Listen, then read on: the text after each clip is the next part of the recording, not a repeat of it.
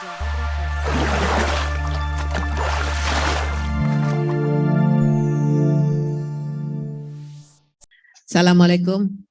warahmatullahi wabarakatuh. Salam sejahtera buat kita semua. Om Swastiastu, Namo Buddhaya, salam kebajikan. Bapak Ibu, saya akan mencoba memaparkan topik hari ini ya, yang kalau saya lihat peminatnya luar biasa gitu. Dan saya terima kasih, semakin banyak peminat, semakin banyak masukan, maka insya Allah semakin baiklah RUU kita.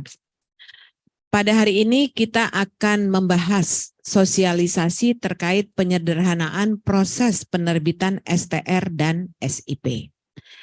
Sebagai tenaga kesehatan, tentunya kita tidak lepas dari kewajiban kita untuk membuat atau memiliki STR dan SIP. Ya, next slide. Ini saya ulang kembali karena saya khawatir ada yang belum datang ya.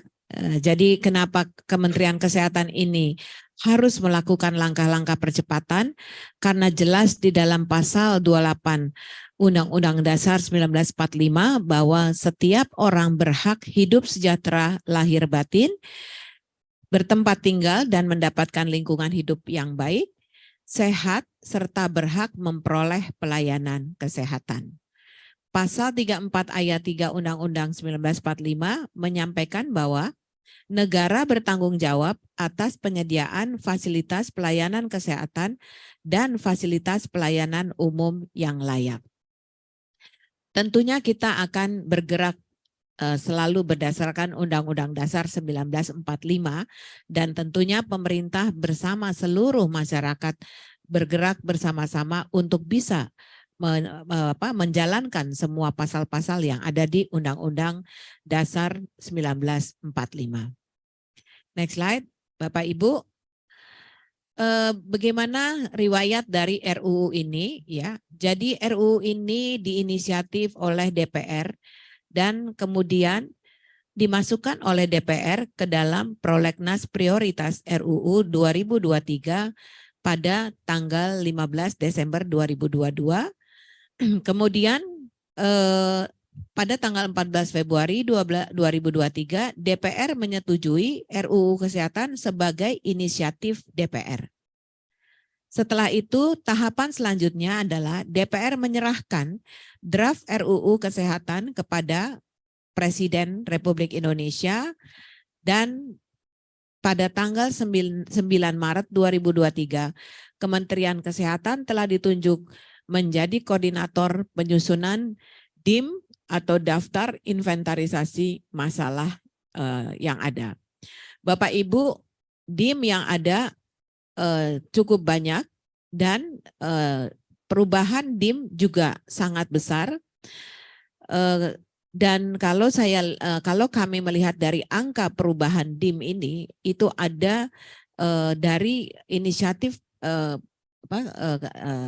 DPR berdasarkan data atau masukan dari Ibu Bapak, DIM-nya ini ada perubahan lebih dari 50%. Kenapa saya harus menyampaikan dari awal? Supaya jangan ada berpikir Bapak Ibu bahwa alah ini cuman asal formalitas. Enggak.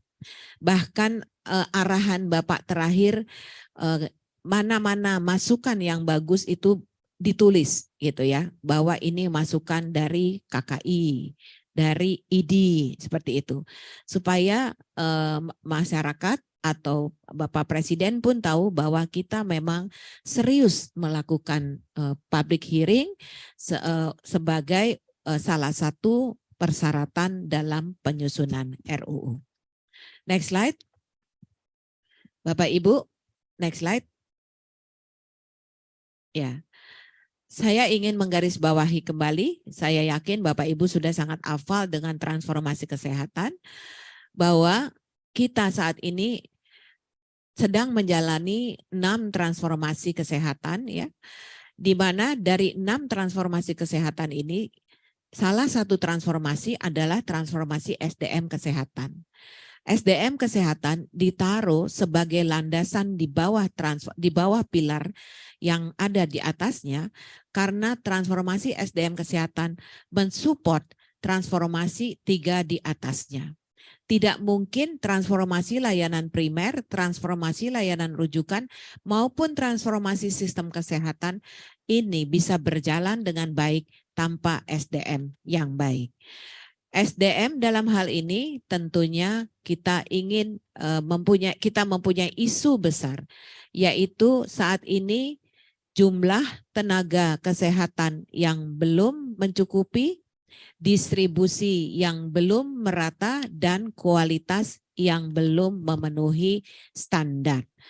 Bapak Ibu, kalau jumlah saja belum mencukupi, bagaimana kita bisa meratakan distribusi, gitu ya. Jadi plus kurang distribusinya kurang merata, maka lengkaplah sudah permasalahan pemerataan tenaga kesehatan di seluruh Indonesia yang masih kelihatan banyak sekali bolong-bolongnya. Ya, next slide, Bapak Ibu. Kemarin kita sudah bicara bagaimana kita bisa mengisi, mempercepat kebutuhan tenaga kesehatan. Bapak Ibu, masyarakat telah memiliki hak untuk memberikan masukan ya untuk pembentukan RUU ini. Oleh karena itu tadi saya sampaikan Bapak Ibu jangan pernah ragu bahwa masukan dari Bapak Ibu ini tidak difasilitasi. Justru masukan dari Bapak Ibu tiap malam direview. Tadi malam sampai jam berapa? 11:30 malam ya. Kami harus mereview ke Pak Menteri satu-satu dan kita memutuskan mana yang masuk di DIM, mana masuk di PP untuk masukan-masukan yang baik untuk bisa di input di dalam peraturan-peraturan baik RUU maupun turunan-turunannya. Setelah DPR menyusun draft, pemerintah menyusun masukan, ya penyusunan masukan, kita masih dalam tahap yang nomor 2, Ibu Bapak, dan kemudian nanti kita akan lanjutkan ke tahapan yang ketiga, yaitu pembahasan antar DPR dan pemerintah. Nah, sekali lagi saya harapkan semua peserta, semua masyarakat kita bisa memberikan masukan untuk RUU ini. Next slide. RUU Kesehatan diharapkan akan menciptakan layanan kesehatan yang berfokus pada upaya untuk mencegah orang sehat menjadi sakit, mempermudah masyarakat mendapatkan layanan kesehatan yang berkualitas. Oleh karena itu transformasi rujukan harus kita tingkatkan, meningkatkan kemandirian dalam produksi sediaan farmasi dan alat kesehatan, sehingga kita tidak tergantung dengan impor, mempersiapkan masyarakat menghadapi krisis kesehatan di masa kini dan akan datang ya. Saat ini kita belum selesai dengan pandemi COVID-19 dan mudah-mudahan tidak ada lagi pandemi yang akan datang, tetapi biar bagaimana kita tetap harus bisa bersiap siaga. Kemudian meningkatkan efisiensi pelayanan kesehatan, pembiayaan kesehatan. Kita tahu bahwa BPJS sekarang sedang bekerja sama dengan Kementerian Kesehatan untuk bisa meningkatkan efisiensi pembiayaan kesehatan dan juga memperbaiki pembiayaan kesehatan yang sudah cukup lama belum diupdate. Meningkatkan, ini kita sekarang pada tahap kelima, meningkatkan produksi tenaga medis dan tenaga kesehatan yang berkualitas serta mewujudkan digitalisasi sistem kesehatan, satu data, melalui inovasi teknologi kesehatan. Next slide. Ya, Bapak Ibu, pada hari ini kita akan masuk ke dalam tahap berikutnya. Sudah dua tahap. Masih ada 2 lagi PR kita hari ini, penyederhanaan proses birokrasi, penerbitan STR dan SIP, tentunya tanpa menghilangkan fungsi penjagaan mutu dan kompetensi. Besok kita akan masuk ke topik diaspora. Besok terakhir sosialisasi. Ya. Kenapa permasalahan ini perlu dibahas? Ya, perlu menjadi perhatian pemerintah karena pemerintah mendapat banyak masukan bahwa panjangnya birokrasi penerbitan STR dan SIP sehingga banyak tenaga kesehatan dan tenaga medis yang mengalami kesulitan karena proses yang panjang sehingga terhambat untuk melakukan pelayanan kesehatan. Semua yang dilakukan dalam RUU ini adalah semata-mata untuk masyarakat. Jadi itu kita harus sepakat dulu nih. Sebelumnya kita harus sepakat dulu gitu ya. Bukan atas kepentingan golongan tertentu atau untuk kepentingan pribadi, tetapi untuk kepentingan masyarakat. Next slide. Bapak Ibu, ini adalah adalah usulan DIM yang kita terima dari DPR dan juga apa yang ingin kita lakukan. Dari usulan DPR, maka proses pengusulan registrasi dan izin praktek bagi tenaga medis dan tenaga nakes ini dilakukan STR diperbarui setiap 5 tahun. Kemudian kalau kita mencoba kemarin sudah melakukan survei, penerbitan SIP ini berkisar 3 sampai 6 bulan ya. Hal ini karena penerbitannya, janji layanannya belum terstandar. Artinya sebenarnya gini, kalau kita melakukan perizinan itu kita sudah dikasih tahu bahwa ini akan selesai 3 bulan, maka kita akan prepare 3 bulan, ya kan? Kalau kita bilang ini 6 bulan, kita akan prepare 6 bulan. Itulah pentingnya janji layanan. Sehingga semua orang bisa bersiap-siap. Saya kalau mengurus STR, kalau saya dibilang akan selesai 6 bulan, maka saya akan mulai melakukan pengusulan 6 bulan sebelumnya. Tetapi kalau tidak tertulis, maka saya bingung. Ini 3 bulan selesai nggak ya? Ini 1 bulan selesai nggak ya? Ini 6 bulan selesai nggak? Pada saatnya SIP belum selesai, kemudian banyak dokter yang terpaksa harus berhenti berpraktek. Kemudian biaya pengumpulan SKP melalui seminar bervariasi. Ada yang murah, ada yang gratis, dan ada yang mahal. Dan juga penerbitan SIP belum berimbang sesuai dengan kebutuhan layanan. Artinya apa? Kebutuhan di mana dokter atau tenaga medis itu dibutuhkan. Untuk itu pemerintah perlu melakukan perbaikan penyederhanaan proses registrasi dan izin praktek di mana STR akan berlaku seumur hidup. Jadi STR sama seperti ijazah. Karena STR ini merupakan surat registrasi bahwa pencatatan terhadap tenaga kesehatan maupun tenaga medis. Pemenuhan kompetensi tentunya akan merupakan dasar pemberian perizinan untuk tenaga kesehatan dan tenaga medis ini melakukan fungsinya masing-masing. Proses registrasi dan perizinan akan dilakukan terintegrasi pusat dan daerah dan tentunya dilakukan secara transparan dan akuntabel. Kedua, pengumpulan SKP akan dilakukan terstandar. Artinya tentunya kita akan duduk bersama. Kementerian Kesehatan akan bersama-sama dengan stakeholder terkait untuk memutuskan berapa sebenarnya standarisasi pembobotan SKP dan juga bagaimana kita bisa membantu tenaga kesehatan untuk kemudahan akses untuk mendapatkan pelatihan dan seminar. Karena tujuan SKP ini adalah untuk membantu tenaga kesehatan, tenaga medis untuk menjadi kompeten. Betul ya? Jadi intinya adalah seperti itu. Bukan kemudian nanti mereka menjadi dibebani karena harus mengumpulkan SKP, kemudian mereka harus meninggalkan pekerjaan, mereka harus membayar cukup besar gitu ya.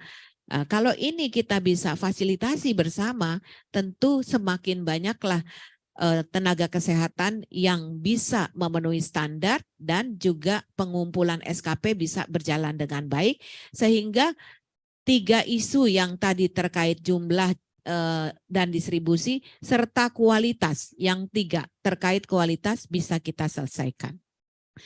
Kemudian kita akan melakukan tadi seperti masukan teman-teman kemarin. Tadi kemarin itu semua dari ID, dari KKI, dari KTKI, dari semua, dari OP semua bicara tentang bagaimana pemerataan. Nah, disinilah kita juga akan melakukan perbaikan penerbitan SIP dengan mempertimbangkan need assessment, sehingga pemerataan distribusi tenaga medis dan tenaga kesehatan bisa dilaksanakan atau bisa terlaksana dengan baik. Next slide. Nah, Bapak Ibu, ini adalah skema yang kami sedang godok ya pemerintah, di mana kalau kita lihat existing STR masa berlakunya 5 tahun, nanti akan berlaku seumur hidup, kecuali ada hal-hal tertentu di mana STR harus dicabut ya. Kemudian siapa stakeholder yang memberikannya? Itu adalah konsil, yang baru juga nanti akan konsil. Kemudian bagaimana memberikannya?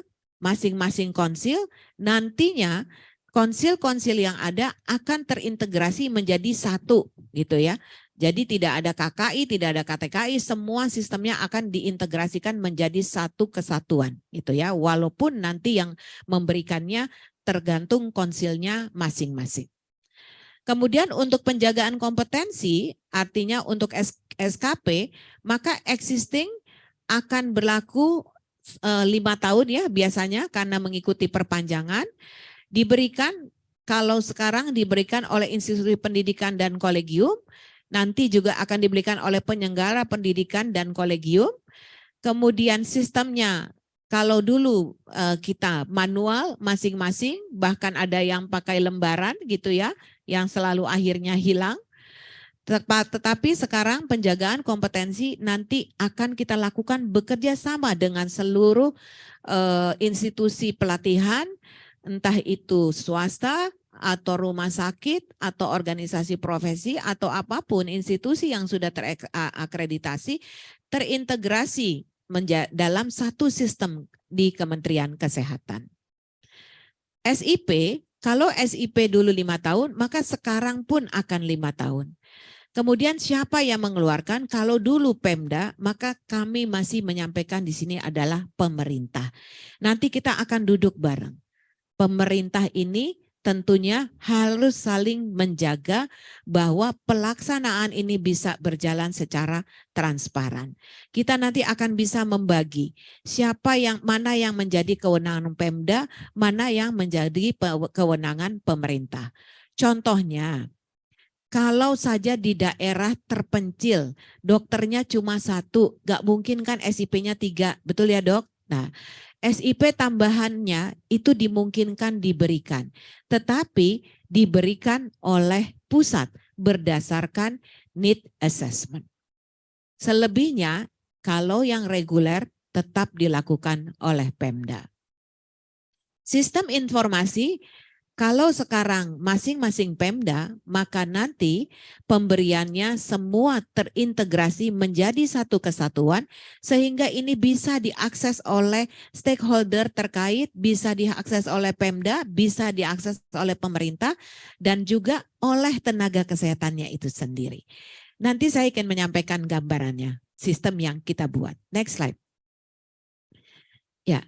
Adapun 4 prinsip pengaturan pada perizinan dokter dan tenaga kesehatan, tadi sudah saya sampaikan bahwa kita perlu melakukan penyederhanaan, mempermudah, menstandarisasi, dan transparansi perizinan bagi tenaga medis dan tenaga kesehatan. Semua syarat kecukupan SKP tetap akan dituntut, tetap akan diminta untuk masuk, tetapi menjadi satu kesatuan dalam saat dia melakukan perpanjangan izin praktek. Saya ingin menekankan yang nomor 2, karena sering sekali atau banyak isu di luar yang menyampaikan bahwa dengan STR dihilangkan maka kompetensi tidak terjaga. Padahal enggak. Kita hanya tidak ingin 2 kali STR, habis gitu SIP. Bagaimana kalau kita satukan? Bu, namanya SIP, nanti kita cari nama. Gitu ya. Mungkin kita mesti selamatan bubur merah bubur putih dulu untuk mencari nama yang lebih seksi daripada SIP. Monggo. Kementerian Kesehatan tidak ada masalah karena di RUU kita belum tidak boleh men-state bentuknya atau namanya ya, tetapi lebih ke arah definisinya apa itu nanti baru di turunannya.